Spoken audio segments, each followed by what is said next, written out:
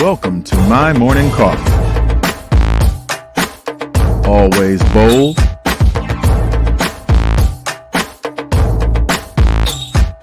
hot, and full of flavor.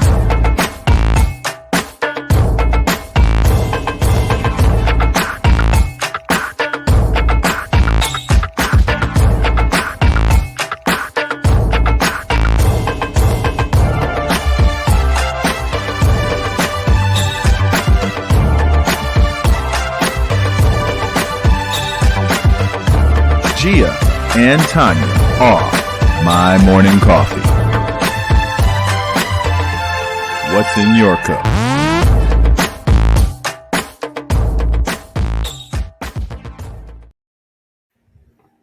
Well, happy Monday. Welcome to another hello. edition of Happy My Morning Monday. Coffee. Yes, we are back. So, in case you didn't know, that's not Gia. That's actually the voice behind the My Morning Coffee brand. So, let's welcome today her stand-in and our voice of the pod, Jeffrey Sneed. Hey, Jeff, how you doing? Hey, how's it going? How's it going, everybody? Hey, so listen, what's in your cup and what's on your chest? Is that okay to ask? Yeah, because I'm not getting this off of my chest anytime soon. I don't know how well you guys can see it. That's a little better. Execute. So let's start with the cup. In the cup, I have Dark Magic coffee. Dark Magic. I like it strong. I like it bold, and I like it full of flavor. Okay. But the magic, like, where does the magic come from? What? Hey, this is a Keurig line coffee. It's just a dark roast, so they call it Dark Magic. You know, Dark Magic. I like that. Make it do what it do. Okay. Execute. So what you been up to? Tell us about this weekend and the Execute launch, because you were definitely a part of that. Yeah. So for those who aren't in the know, the wife relaunched in a bold way her redesigned website. And it's actually the introduction of not only the Mahogany Box, even though you go to themahoganybox.com to get there, but it's also the introduction of the Mahogany Box Marketplace. So the site is not only a place to sell Mahogany Box wares, but it's also we're envisioning it as an aggregator site where you can find other businesses as well. So we've got a couple pages up. Most so far are in-house. My voiceover site is connected to the Mahogany Box Marketplace, as well as my partnership, the catering company KJ Catering, is linked there. And I'm not sure, but I think there even may be a Sand and Shores link there. If not, I think there just might be. So we really want to be a place where folks can come and feel confident that they can find Black and or women-owned businesses, small businesses, and see it as a referral, quite honestly. So on the Mrs.'s birthday, January 1, we launched the Execute campaign, which is taken off leaps and bounds. And we've had folks who like, can I have this color or that color? And you see, so for the men, the X is a different color so far. And for the women, the cute is a different color. Execute. We actually have a little video real quick. You want us to show it? Oh, hey, I didn't realize that, but make it do what it do. All right. Every single day, I'm gonna make something great. That's my way. Every single day, I'm gonna make something. Hey. All right. right. And there are more to come. There were a few folks who were in the loop who, for a variety of reasons, couldn't execute on the day, but we will see them, and that reel will get longer and more varied as we continue to move on. And So yeah, we'll I'm continue to happy show for that. Gia. I think she's real excited about what has happened so far and where we're going. So it's real cool. Hey, tell us about you guys went out to eat somewhere special yesterday. Yeah, so here's a great example of how we Black folks need to support and learn and move quickly, execute on opportunities. So Gia and I were invited to a 50th birthday dinner party on the 30th. So in the world of COVID, nice, relatively small, intimate group of grown folks. And at the party, I met a gentleman, Kelvin Bellamy, who told me about his business, and he is the executive chef at Kai's Table in downtown LA. So, a chef, Black-owned business, downtown LA. We get so used to thinking that everything that involves Black folks in Los Angeles is in South LA somewhere. So downtown LA gives me the address, 1091 Hope Street. I'm like, well, wait a minute. That's not too far from the arena / center / LA Live. Mm-hmm. So I'm thinking, wow, they could probably do a whole lot of transitional business that can't get into other places down there. But anyway, so we said, hey, you open on the holiday? We already had plans, but we were kind of checking it out. So we went yesterday. So meet on Thursday. Boom. We take a crowd. There were 6 of us. Went to Kai's Table. Immediately met Kai. Hung out with Kelvin. Just a really, really cool vibe. This place is upscale. It's decorated very well and very nicely. Kind of always judge places by their bathrooms. The men's bathroom is spectacular. It's laid out really, really nice. They've only been open 4 months. So for me and for us, hey, boom, oh yeah, that's nice. Oh, and you tell the folks you're going to show up and then, oh, I forgot. And you never do. No, boom. We executed and jumped on it immediately. Had a great time. The food was great. The vibe was even better. It's a great time. Tell me about the food, though. I saw some pictures and I was really sad I couldn't make it. So can you? Yeah. So the food is kind of an international spin, or I should say Caribbean. They had jerk chicken. So classic chicken and waffles becomes jerk chicken and waffles. I had a short rib and braised short ribs with roasted potatoes. It was great. So on Saturday and Sunday they do brunch. Sunday is an all-day brunch. So a lot of grits. Shrimp and grits, snow crab and grits, lobster and grits. If you like grits and some seafood, that's the place to go. Okay. They have a couple veggie options. I know they have a veggie omelet, and it was varied enough. The menu's not big, or at least for the brunch, it isn't huge, but I think it has something there that'll hit most folks. Everybody's spot. I appreciate you sharing that. I hate that I missed it yesterday, but glad you guys had a good time. The pictures looked amazing. So, I think me and Ray will hopefully get out there soon. So without further ado, I don't want to spend too much more time on what's in our cups. And I'll tell you what's in mine. It's coffee, because I needed to get the kids back to school today. And then there's that, right? So they've been home for 2 weeks. It's time to get back on the go bus and make it happen. So that was kind of I think they were tired of us, actually. We came back from the gym this morning and they were already dressed and ready to go. So I thought that was our job to like, oh, you guys get up, let's go. No, they were dressed, ready, almost out the door. It wasn't even 7 o'clock yet. The mutual "I'm tired of you" society.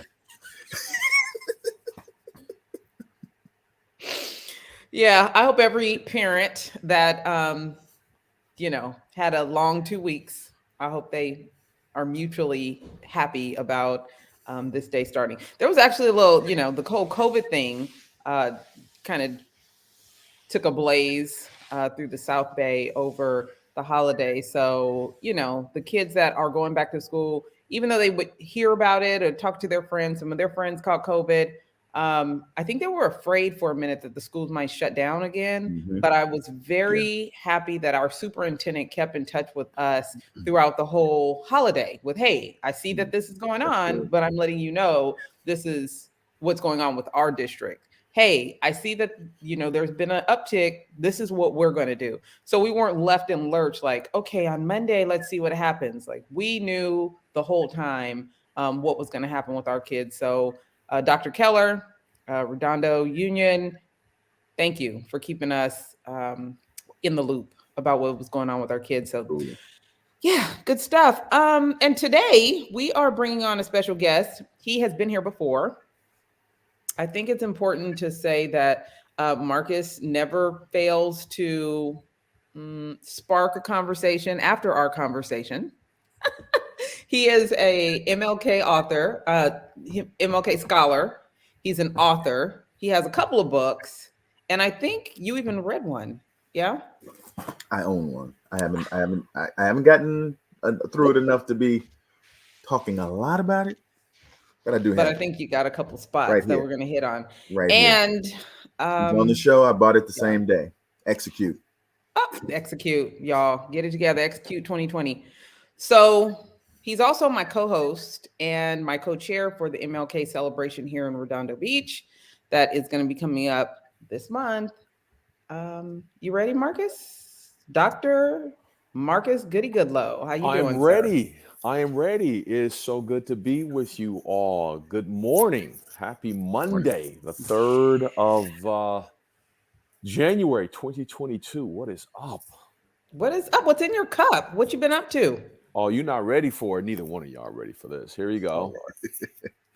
This is some product placement, DBU, as in Dallas Baptist University. And that's just a whole lot of goodness up in that piece. But no, this is also in my cup.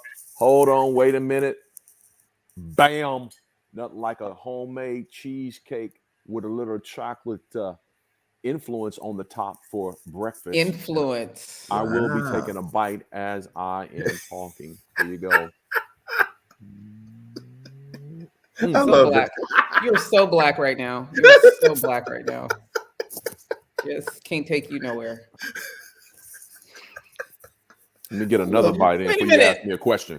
But let me tell y'all, he is so dignified and so always got it together, and you're being so black right now. Just no. You see the pinkies out. You see. Did you notice? He's keeping it super bouge. What you talking about? And you done got way comfortable on this little platform. I see. Okay, I feel you. Got my little coffee warmer to keep my coffee hot. You were speaking this weekend. Where were you speaking, and what were you speaking about? Had a great time. I was over at a church that's really been a force for good for a number of years. It's called Friendship Baptist Church. They are known also as We Are Friendship. They're in Yorba Linda, California. A guy named Kenneth Curry is the pastor there. His wife, Karima, they are just great human beings. I've done some stuff with them the last couple of years, done some leadership development, spoke to their men's group. But get this, you're not ready for this. Their former pastor, God rest his soul, a guy named Carrington, Bishop Carrington, James Carrington, I think is his first name. 26 years ago, I met that man up in the Bay Area. I was at a church on staff at a church called Allen Temple Baptist Church at the time. And he was a guest speaker for that day. I met Pastor Carrington. He invited me to speak at his church, which was Friendship Baptist Church of Yorba Linda. I came from the Bay Area, spoke. I had gone on a couple of dates with a young lady. She and her mom and her sister drove from the LA area, South Bay area, to come hear me speak. We had met in the Bay Area. She came over to hear me speak, both she and her mom and her sister. That woman, 24 years later, has been my wife. My wife, 26 years ago, came to Wow. this church to hear me speak. And now, yesterday, I'm preaching there. My wife is there. My daughter, who's 19, is there. And it was called Celebration Sunday. It's a day where they set aside the first of the year to sort of celebrate not only the first year, but also people who have accomplished things like graduation, serving on staff for specific periods of time. So Kenneth Curry is someone I've known for a couple of years. In fact, right before the start of the pandemic, we literally ran into each other in the Holy Land. So he's in Yorba Linda, I'm in South Bay. We're over in Israel right before the pandemic hit in 2020. God rest his soul. Kobe Bryant had just been killed. The pandemic had not yet surfaced. We heard remnants of it. We were in Israel, literally texting each other, yo, man, I think you're here. I think you're here. And we ended up hanging out in Israel together for a little bit. But yesterday I was hanging out in Yorba Linda, and don't wait for it. It was a good day because my Raiders won and my Lakers won yesterday, in the words of the Ice Cube, was a good day. Yeah, that's a rare Sunday when both of those teams win. Elon. Goodie. What is up? I want to talk about your book really quick. Talk quickly. Jeez. I can't. So go over with the audience really quick. Kingmaker. What is that book about? Dr. King was a man who was quite frankly ahead of his time. He was a shepherd to the underdog, who Howard Thurman often describes, a great theologian, says, very few people, unlike, and I use a historic term, Negroes, knew what it meant to live with their backs against the wall. And Dr. King was an advocate, a proponent, a shepherd, a pastor, a priest to these people who were blue-collar workers, who struggled, who labored, professionals, educators, business owners, people who were just trying to have America make good on its promise found in the Declaration of Independence that says we hold these truths to be self-evident, that all men and women are created equal. But Dr. King was also a pastor, shepherd to a very unique group of people, athletes and entertainers. In fact, he was the first celebrity pastor, if you will, himself not a celebrity in the sense as we know it today, but he basically pastored these women and men of great influence. I define celebrity as those people who have great resources and influence, who express or yield their talents on big stages, whether in theaters or on baseball fields, right? Football fields. And Dr. King, 50, 60 years ago, was a pastor to these women and men who came alongside him at his calling to help advance the civil rights movement. So the Kingmaker, a person who was never elected to office, but yet who had great sway and great influence with priests, popes, and presidents, also galvanized what he called the coalition of the willing. There were people who were of the mind that what was happening to Black America was not right. And Dr. King felt just because you were successful did not make you sort of immune from engaging in the issues of our day. You'll hear the term people say, oh, I'm not political. I don't get involved. I just play football.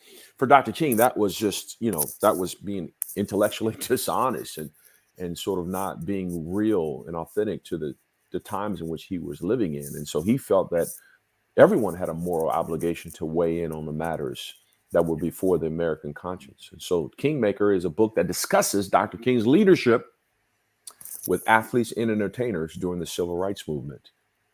Nina Simone, Charlton Heston, and Harry Belafonte, Sammy Davis Jr., Jackie Robinson, Eartha Kitt,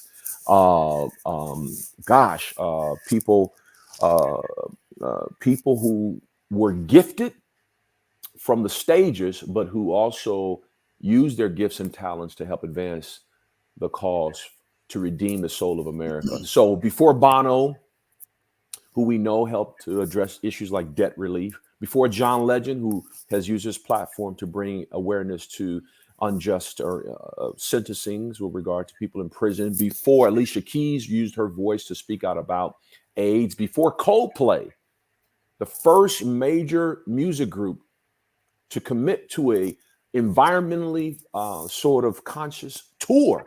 Mm-hmm. No other group has ever done that. We're gonna tour the world and do it environmentally cautious and safe. Anyway, before these athletes and entertainers, LeBron James, more than the vote. I would dare argue that we wouldn't have Joseph R. Biden as president had it not been for LeBron James. I make that argument in my other writings because of his work with More Than a Vote and Stacey Abrams down in Atlanta. So before they were on the scene 50, 60 years ago, you know, people like Sidney Poitier and James Gardner, Elgin Baylor, eventually Muhammad Ali towards the end of Dr. King's life, who they joined together speaking out against the war, this war in Vietnam. And so Dr. King he disturbed the conscience of the nation, but he also challenged people of great influence. Hey, y'all, come with me, get involved to help redeem the soul of America. So Kingmaker is that book where it speaks about those stories, which a lot of people don't know. A lot of people are not aware of the stories that are in that book, what specifically they did, how intricately involved King was in the lives of these athletes and entertainers. I mean, literally serving them, ministering to them, caring for them on personal matters, professional matters, speaking to them in their sort of post-career lives. I'm reminded of conversation he had with Jesse Owens. Jesse Owens, who, of course, won in the 1936 games, comes back to America. He's not exactly celebrated, has to get on a service elevator to come to his own ticker tape parade, couldn't find a job, didn't even finish school at the University of Michigan, and literally struggled to make ends meet. In fact, he was reduced to literally making money by racing against horses. So, you know, like at Ripley's Believe It or Not, or some of these circuses where you see where they have the come on, step right up, you won't believe your eyes what you're about to see. And Jesse Owens became sort of this caricature where people would come and pay money to see him run against a horse. And Jesse Owens was frustrated, but he also resisted being involved formally in the civil rights movement post his career. And he and Dr. King had a heart-to-heart conversation. There's an image of them talking actually in the airport. And basically, initially, Jesse Owens rejected that and said, that's just not what I want to do. But eventually he talks to King, and King challenges him on getting involved, being cognizant, aware of issues that are beyond sort of the track and field of life, if you will, of his life, of his sport. And later in 1972, several years after Dr. King died, Jesse Owens wrote a little book. You can find copies of it. It's rare. A couple copies left. I have it. I have one. Little teeny book. It's entitled, I Have Changed.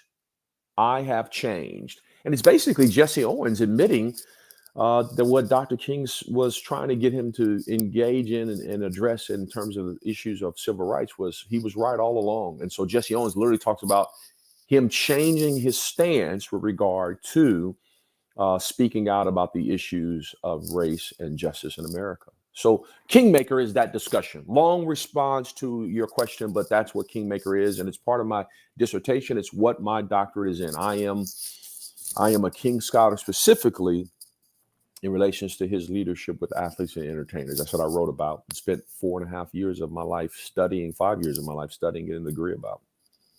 I'm glad you said that because many people want to know, what's an MLK scholar? There you go. And they ask it just like that. And they do. And there you go. One of the reasons I asked, I know Jeff read some of it. I would love to get his take on it. Also, I got a couple questions for you in regards to kind of the state of sports and athletes and racism and stuff. Jeff, you want to talk about the book real quick? The part that you kind of tapped into? I wanted to follow up with Marcus on something he said in discussing the book.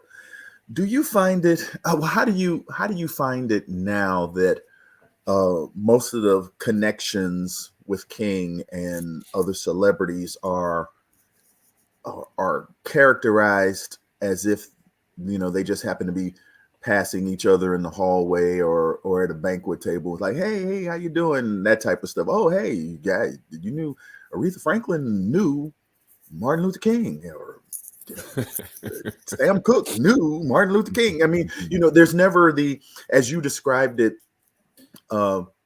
actual connection, any real intimacy. Oh man, that's good, Jeff. Yeah. Marion Wright Edelman, the president of the Children's Legal Defense Fund, says that we rather celebrate Dr. King than follow him.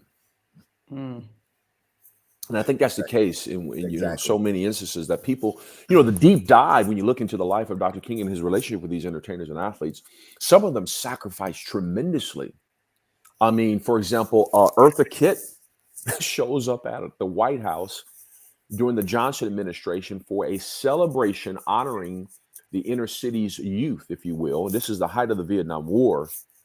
And Eartha Kitt is a guest of the First Lady, Lady Bird Johnson. And she gets to have words about this youth program. And she basically, at the White House, admonishes the Johnson administration and their contemptuous policies about sending Black and brown brothers to fight in Far East Asia, yet dying for a cause in terms of justice and equality for which they did not even receive here in their own nation. Fighting for the rights to fight rather against the Viet Cong. Here we were in the East Vietnam. But yet here in our own country, we're denied such rights. And so literally you can imagine the crowd in that room, including Lady Bird Johnson. Another thing I think about Nina Simone. I think about Dick Gregory. In my research, I've seen the FBI files of Dick Gregory. He was literally the target of unimaginable abuse and sort of attempts to compromise him and to throw him off track with regard to using his platform. Dick Gregory at one point was one of the biggest comedians in America. And then he used his platform to speak out on the issues of justice and equality. I think about Sidney Poitier and Harry Belafonte, who literally went down to Mississippi in 1963 to deliver over $50,000+ cash money to the movement and literally risk their lives. They're in a prop plane, they land, touchdown, they look up in the backwoods there in Mississippi, and they look up and all of a sudden they're being chased, they believe, by the Klan. In the dark of the night, shots ring out over the heads of their vehicle. And Sidney Poitier and Harry Belafonte talk about this harrowing sort of experience. And I think about Mahalia Jackson. I think about people like Jackie Robinson, who was someone. He was really the first African American to have a national sort of contract with a Fortune 500 company. I think it was GM at the time, and how Jackie Robinson used his cachet to speak out on issues in regards to the civil rights. So Dr. King was not, these celebrities and entertainers were not just fans of Dr. King. Many of them were all in terms of their relationship with him. Harry Belafonte, one more quick story. When Dr. King was stabbed in Harlem in the mid-50s, there's on the book signing, he was at a bookstore actually signing books, was stabbed in the chest by a demented woman who was African-American, actually. Harry Belafonte is on tour, music tour across overseas. He gets wind of Dr. King's injuries. And in the midst of that, discovers that Dr. King, and more specifically, Mrs. King, they're exposed financially, having no insurance, financial, no death insurance, no life insurance. And so Harry Belafonte, in that moment, takes out a life insurance policy and is the one who pays on that policy. Do you know it was that policy that laid Dr. King in the ground when he met his demise by an assassin's bullet on April 4th, 1968? Harry Belafonte. And so when Dr. King died, he was basically a poor man. He had given his Nobel Peace Prize money away to 3 civil rights organizations. He had less than I think it was something like $6,000 to $7,000 in the bank when he died. What And do you so think about how people have this idea that those that are advocates and right fighters should be poor? Like, they really get offended where people find ways to monetize their talent to galvanize people around a cause. And have you had to deal with that? well, the scripture says the love of money is the root of all kinds of evil. Notice the love of money. There is nothing inherently evil about money. Resources are part of what was needed to help the movement. That's why the celebrities and entertainers were so instrumental in the King civil rights movement. What I argue is we would not know the success of the civil rights movement today had it not been for athletes and entertainers. It was Harry Belafonte who raised in excess of $50,000. That money was used in 1963 during the Birmingham campaign, which allowed Dr. King to go to jail to raise the money for bail, not just for himself, but for all those young people who were being jailed. It was Aretha Franklin. It was the Rat Pack with Sammy Davis Jr., Frank Sinatra, who raised money. They would do benefit concerts, raise money. It was Marlon Brando doing dramatic roles on stage, and he would take the proceeds from that money and give it back to the movement. Elgin Baylor, Governor Brown, the father, the senior, Peter Lawford met here in Beverly Hills at a big sort of private event function in Beverly Hills to raise money at the home of Peter Lawford. And everybody who was somebody, a celebrity, shows up at this private home. They raise almost like $70,000. And Dr. King would take that money. Think about it. If you're going to go to jail, you need to get it bailed out. How are you going to get bailed out? If you're going to travel from city to city to raise campaigns, that's what? Hotel costs. That's flight. That's staffing, right? How are you going to get the word out? They're trying to get the word out using newspapers, right? And advertisements, right?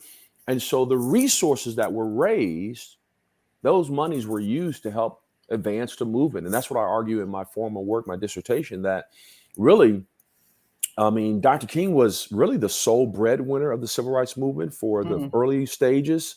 And it was really a conversation he had with someone I'm critical of because I felt he could have done more, but Billy Graham, the great evangelist Billy Graham, had a conversation with Dr. King, and it was, this is the term they used at the time. We wouldn't use this term today. The crusades that Billy Graham would use or have in his ministry, he had a conversation with Dr. King. Dr. King was asking him to do more, to speak more, and that Billy Graham never would do a crusade that excluded people of color.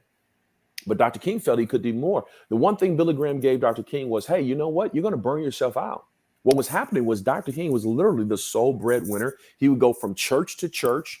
He would use his book royalties to sort of underwrite the movement.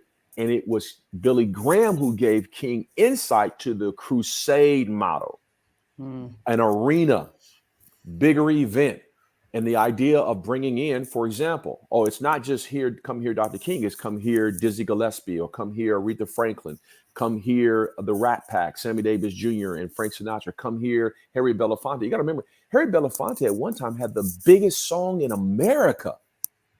Dale, Dale. Yeah, it was number one for a while. It was the number one song in the world. And so they would have these concert events. Guess what they would do? They would register Black people. They would take the ticket sales money, and then they would use that money to fund the movement. So how do we segue from that historical perspective into what we now know is diversity and inclusion and the movement around of righting wrongs within the workplace? Good question. You know, Dr. King said that racism is the white man's shame and the Black man's burden. And that continues to be the case. You know, there's been so much that's happened since the civil rights movement. And I think we're in a post-civil rights era to some respect, but also too, I think the movement continues. You know, there's been a lot of talk about this issue of the critical race theory. You know, we've seen that sort of at the forefront in people's discussions and school boards and different council meetings. Of course, Governor Abbott, the Texas governor, issued an executive order basically dictating what historians, teachers could even advance K through 12 on the subject of critical race theory. Critical race theory is not new. It is a discipline, analytical tool and approach that has been around since the mid 70s, early 80s. And that approach is one that says, listen, we don't look at racism as an event. We look at issues of racial inequity and injustice. They have been part of a persistent sort of structure of policies and laws that have existed post those civil rights laws that were passed in 64, 65. And so the fundamental question that critical race theory asks of scholars is, why is it that racial inequality endures or has persisted subsequent to those laws, like, for example, 64, 65 Voting Rights Act, Civil Rights Act, housing, et cetera, et cetera. So race is a social construct, and racism not merely is a product or an event or an act of an individual. This issue of racism, or prejudice is something embedded in a system. It's in a structure. It's in policies. It's in laws. And so scholars like Derek Bell, Kimberly Crenshaw, Richard Delgado in the 80s engaged in this conversation around what we now know as critical race theory. It's not a new phenomenon. It's been around. And so when you have, for example, in the 30s and 40s, where officials drew lines around areas deemed poor financial risk. So banks basically said, we're not going to invest in those areas there because poor Black people are too much of a risk. That's an example of something that critical race theory examines. You look at issues related to disproportionate sentencing, for example, and researchers have seen that a lot of those sentencings are based upon things. Some of the mitigating factors include issues related to race.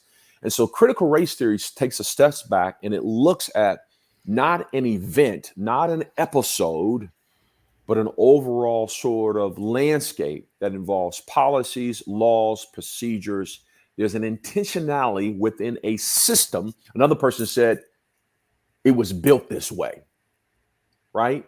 On the issue of racism. So I think where we are today is we're at a crucible moment, in the life and the history of our nation. I think particularly as people of color, we only represent as African Americans less than 13% of this nation's population. Yet, when it comes to issues of incarceration, of even police shootings, African Americans outnumber any other people group with regard to such. And so we have to sort of find our way forward. We do that in partnership, not in opposition to police departments, but in partnership with them, in partnership with private business and entities, education, faith communities, et cetera, et cetera.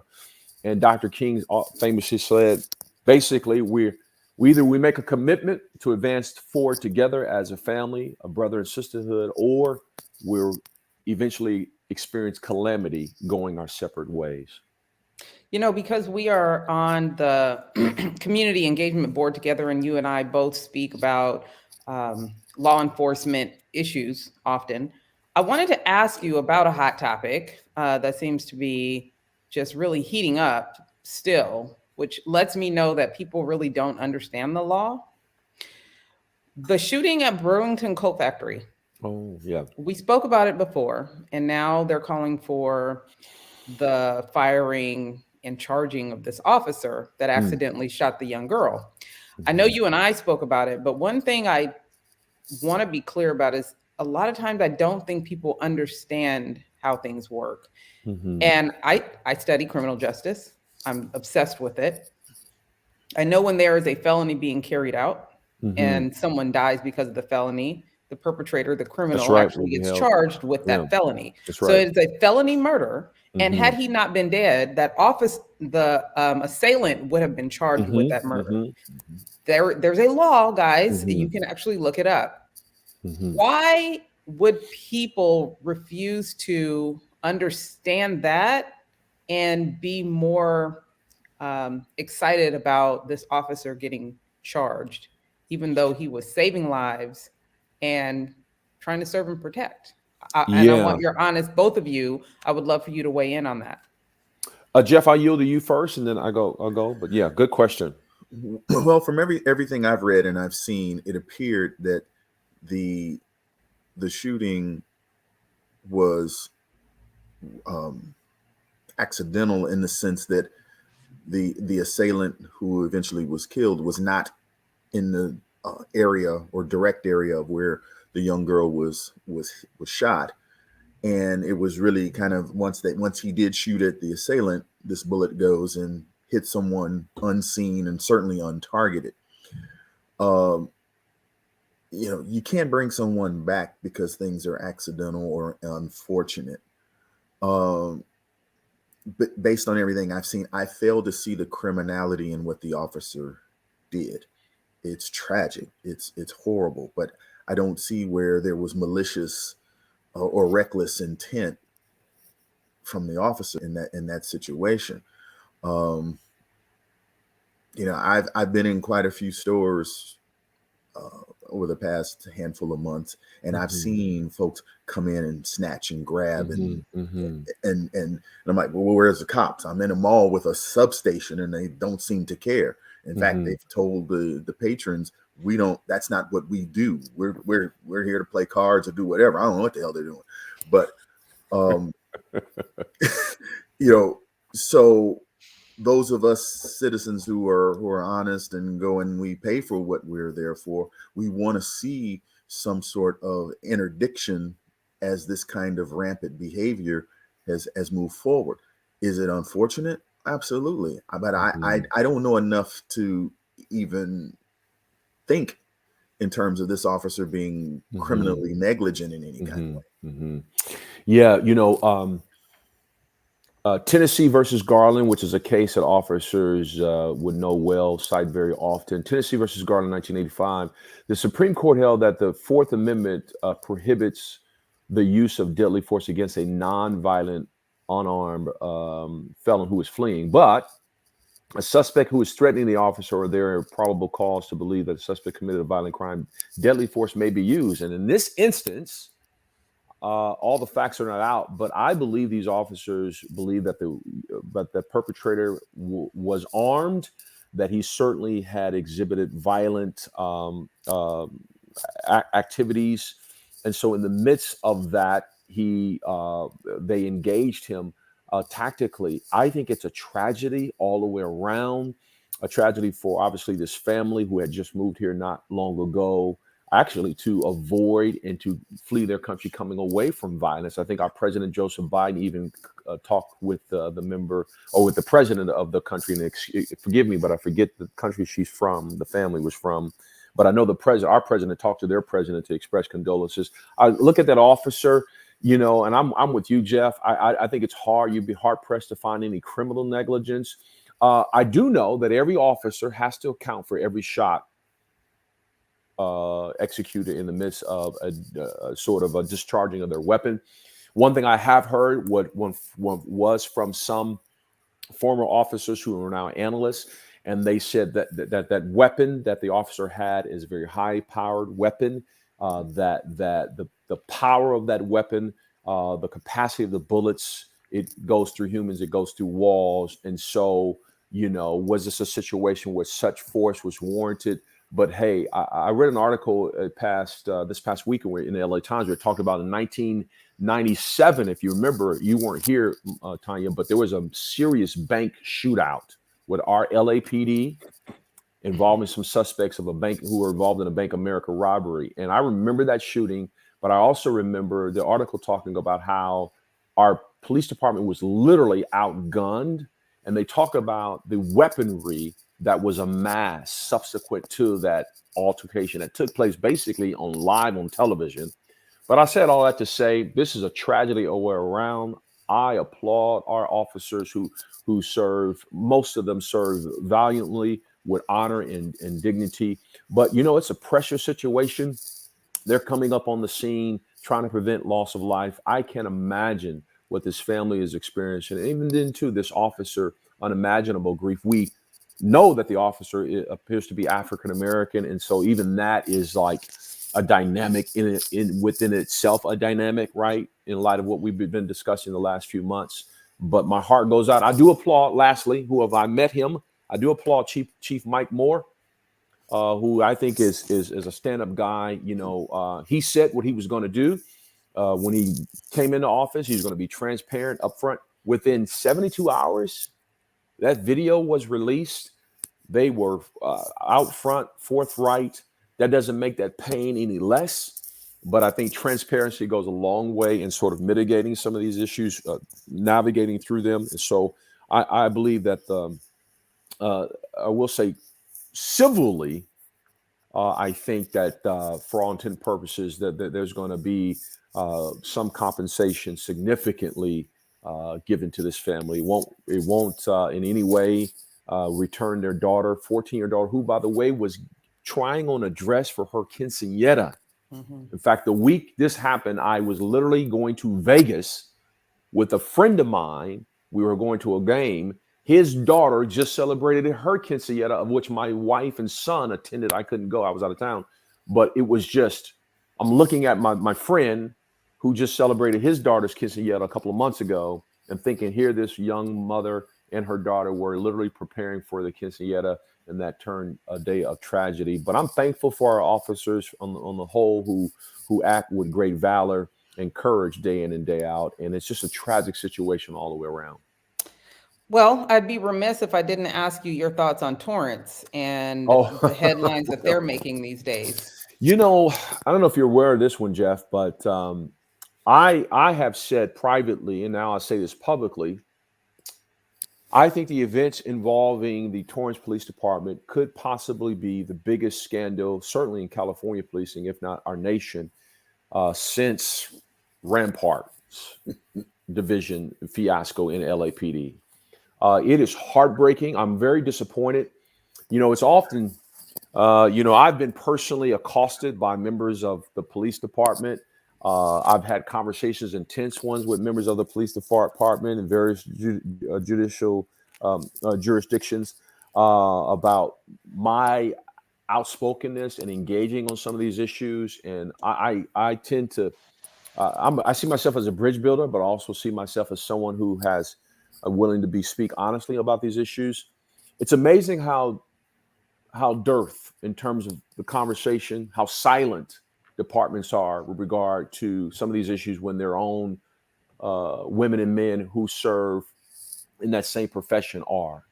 You know, I'm not saying you should speak for all the facts, but I am saying we know enough now that the California State's Attorney General has launched a formal investigation on this matter as of last week, December the 8th, a couple of weeks ago, rather. California Attorney General Robert Bonta has announced an investigation in this. Over 12 officers. We believe there could be more based upon the LA Times, which I would consider award-winning piece, has uncovered. There are literally hundreds of cases possibly that could be compromised as a result of some of these officers and what they're accused of. So when you factor in the magnitude of this, and oh, by the way, potential arrests that they've been involved in, cases they've been involved in, notwithstanding the comments that were allegedly made, racial epithets, some of the abuse, I think we've only touched the surface. And the alarming part is some of these officers, I know two officers personally who I have a personal relationship with. One is both are former now. One most recently, I won't give their names. One left the department 6 months ago, unrelated to these issues. I know of two officers who know of those officers accused. And the one thing that concerns me is, what about transfer officers? Where are some of these officers today? Are they still with the force? Were there members who were of this department who are now members of other departments? And as citizens, we have there's no sort of insight into the history of those officers. Where are they? What's their jackets in terms of their personnel files on some of these issues with regard to complaints, et cetera, et cetera. In the same way that officers should be celebrated and applauded, they should be held to higher standards. They have the power from the state to take your life. And the courts are giving officers broad latitude to execute justice, literally, and in some cases on the streets. And we're thankful for our officers. But you know what? Officers are not immune from criticism. They're not immune from being examined. They're You know, humans. And they're part of humans. that, part of the They're work not that we infallible. do. Officers are not Yeah. infallible. If you go to a bad restaurant, you know what you'll do, Jeffrey, when you leave? In fact, you were telling us about this restaurant you Kai's. went to. I'm going there. I've already texted my wife. We're going to go to Kai's. You know why? Because Jeffrey gave a good recommendation. So we'll talk about a bad restaurant or a good restaurant. We'll talk about a good dentist or a bad dentist. Mm-hmm. We'll say, hey, man, don't use that guy or that woman as your accountant. She was terrible. But for some reason, we have this notion because you have a badge and a gun, you can't be criticized. That's some reason I can't be supportive of Black Lives Matter as well as supportive of a police department. Those two are not mutually exclusive. Right. Good cops should reject bad cops. Period. Good cops should embrace things like the 21st Century Police initiatives that were put together by President Obama's Blue Ribbon Commission in 2014, subsequent recommendations made in 2015. You ought to want to be accountable. Wear a body cam. Give statistical analysis or give statistics with regard to stops and arrest. Good police departments don't shrink back from these. I know good, honorable, decent chiefs of police who I have relationships with. One good one who I know I'm very good friends with, Robert Luna, who's retiring. Long Beach, runs the 7th largest police department in all the state of California. $250 million budget. And this is a man who operates with valor and character and courage and is transparent. And so I'll say this, good police departments should not shrink back from accountability. I will let anyone that's listening know this, especially if you're in Southern California or the South Bay. Even as of 2020, there was an article in the Daily Breeze. Several South Bay cities have discriminatory sundowning laws still. Now, listen, I have not been in Southern California as long as y'all have, but what I do know, I sat on a panel with Assemblyman Mersucci about 2 years ago, and one of his first questions is, do you think Torrance is racist? Keep in mind, I'm still new to the South Bay. I was like, absolutely. Have you seen some of the posts and messages that even some of the city council people have posted publicly? Absolutely. I said it, not in secret, in public, and I meant it. But you have to understand, I understand that there are also laws still on the books that are discriminatory. They're racist. I don't want my kid hanging out there without plenty of eyes on him because I don't trust it. And that's not okay. And it didn't say one. So even though Torrance is on the hot seat, it didn't say one. Let's be clear.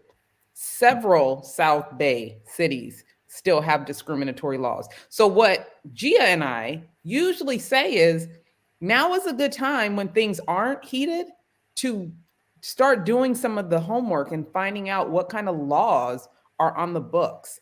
Find out what the transparency is with the department and start working towards some of those changes that you want to see. Don't wait until things heat up and get out of control, and then you want to scream and holler. No, scream and holler now.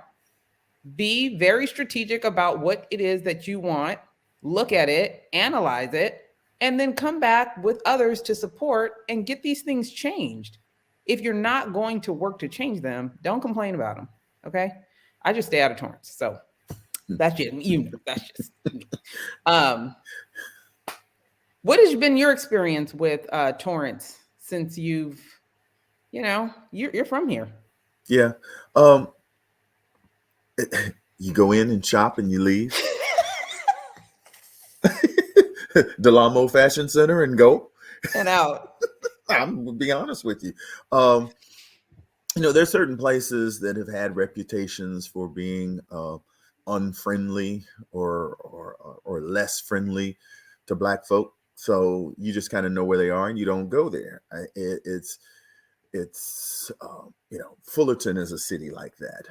It's had a reputation of harboring Klan activities and being very uncompromising as it relates to people of color, particularly Black folks. And now, real or imagined, you just you learn. It's sort of like the green book of activity.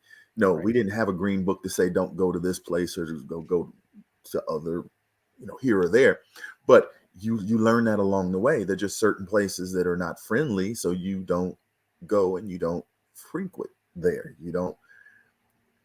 I mean, there's. But on the opposite side, I'm sure there's some of them that wouldn't want to be in some of our communities. Well, when it comes to familiarity, always a lack of familiarity will always put folks in situations where they feel uncomfortable. And I say that for myself, someone who's lived primarily on the West Side, certainly as an adult. I get over on the East Side, I'm not as comfortable. It's not because I feel like I'm under threat. It's because I don't know the lay of the land. And one of the things that we learn, particularly as Black folks, is you need to understand the schematic of the neighborhood you're in, because there's safety in understanding that you can't just simply go. And that's in communities that we would consider safe. We don't, safe in terms of statistical safety and lack of threats. No, I don't know the neighborhood. It's funny.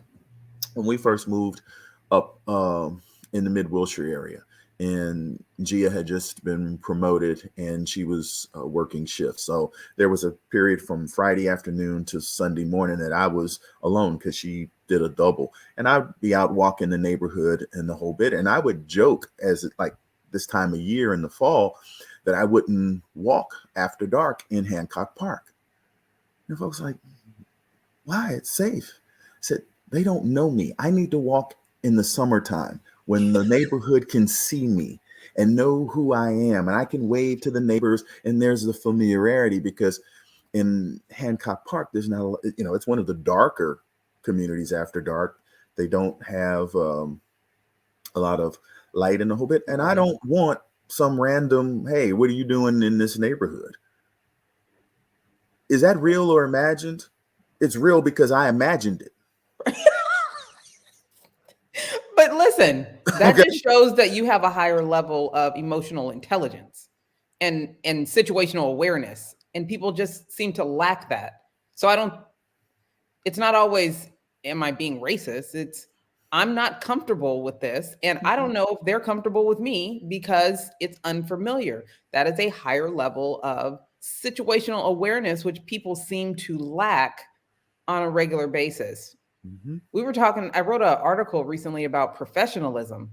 Sometimes people just aren't taught certain things. You would think that they could adapt as they got older and had more experience, but it ain't happening. So sometimes we need to teach people how to act and teach people how to be safe and teach people how to introduce themselves. My husband and I right now, my son brings his friends over to the house. Ray is teaching other people's kids how to walk in our home and say, hi, Mr. McKenzie. Hi, Exactly. Mrs. McKenzie. Like, come on.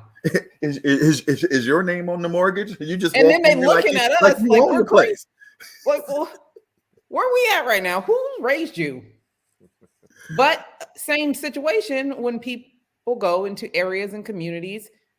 You are not familiar with them. They are not familiar with you. It's okay to have a introduction period where they get to know you. You introduce yourself.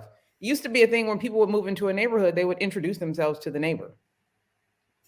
It's not a thing anymore, I guess. Oh, no, no. So I don't know. But before we get out of here, Marcus and I are working on the third annual. Last year was virtual, but this year will be live.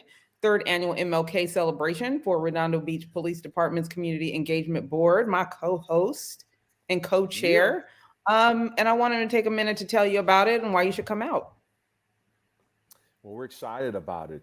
It's going to be the 17th of January, 2022. It's going to be held at the Redondo Union High School right here in Redondo Beach, California, 3 to 5 p.m. We have the creative expressions up the wazoo. We have artists like Soul Fruit is going to be with us, a great group from Houston who are some friends of mine. We're going to have Ashley Chanel and her amazing band. We have some spoken word. My boy Be Honest is going to drop some words. We have a dance troupe. We have some readings that are going to take place. Our mayor will speak. Our chief of police, Keith Kaufman, will be sharing as well. We have some other surprises, of course, that will be on hand for that day. And so we're really pumped about it. We're hoping that this strain of Omicron COVID will not dampen what did you call it? Huh? Is it Omicron COVID? Did I get it wrong? Omicron. Huh? No, Omicron. No. Where I'm from is Omicron. Omicron. And but anyway, we're hoping that doesn't sort of put a damper on our day, and we're hoping we'll get it off. But anyway, we've had this 3 years in a row now. Last year was virtually, as McKenzie mentioned, and the first year was outdoors. And but yeah, we want everyone to be there. It's going to be 3 to 5 on the 17th of January. Be there. It's a great way to celebrate, honor Dr. King. We're so thankful for our police department and their leadership coming alongside to help make this event an impactful one. To my knowledge, it's really the only one of its kind. Yeah, it is. And it'll probably be the last time for anyone that has had the opportunity to meet him or interact with him. We'll have Chief Kaufman on the mic. So yeah, he's retiring, and, it'll be some new leadership, and we'll see how everything shakes out. But come out and celebrate the good work that he's done. And it's because of him and Naylor that we're even able to have this event. They've supported it 110%. So definitely want to come out, celebrate him, and, catch Tonya and Goodie on the mic. Yeah, we love to see you all there. Jeff, it's been fun, man, hanging out with you. I'm sorry for that little glitch earlier, but hey, stuff like that happens in the midst of what it happens. But I'm really grateful to get a chance to hang out with you. And of course, Tonya, thanks so much for inviting me. And really just really will leave your listeners with this. I think, as I mentioned, we're in a crucible moment, not only within respect to the African-American community, but I think also our nation. We're coming up on the anniversary of January 6th, for example, of this horror event that took place, an assault on not only our democracy, but on law enforcement.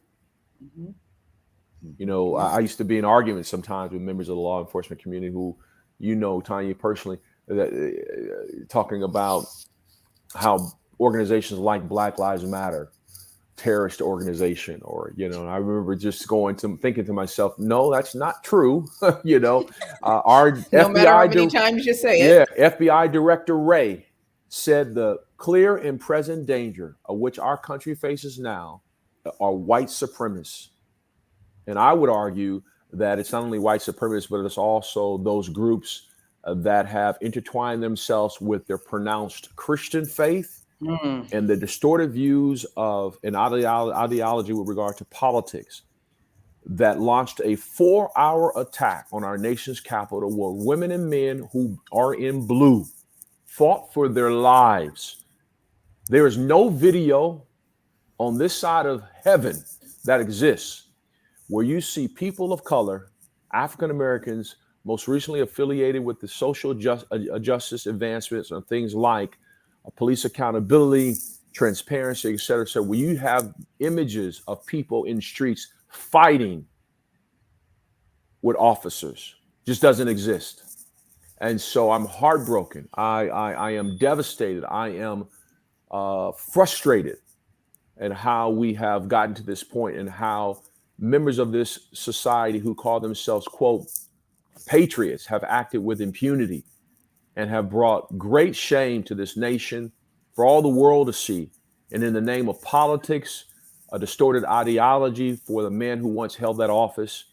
And over 700 people have been charged with crimes from that day, where women and men, I did an interview this past summer with a Capitol Police officer. He's a sergeant. I did it in Washington, D.C. as part of my teaching and lecturing that I do on behalf of Dallas Baptist University. And I watched that man tell the story of that day as my students watched him. And the emotions 5-6 months out were still raw and palpable. You know, I visited those halls of Congress yearly. I take a group of students there and we visit as part of our lecture series we do there. And you can't even go on the House floor without a jacket. You gotta have a jacket. It's part of the decorum. There are literally places in the Capitol where you can't even take a photo because of the decorum and the lighting and the picture. That picture there is 200 years old. You can't. The flash from above will injure it. Members of this nation went into that Capitol a year ago, coming up, and defecated on the floors, urinated on the floors, used a flag to punch and spear police officers. Pepper spray, bear spray. And so we need to remember it's a time in our history, as former President Roosevelt said, we live in infamy.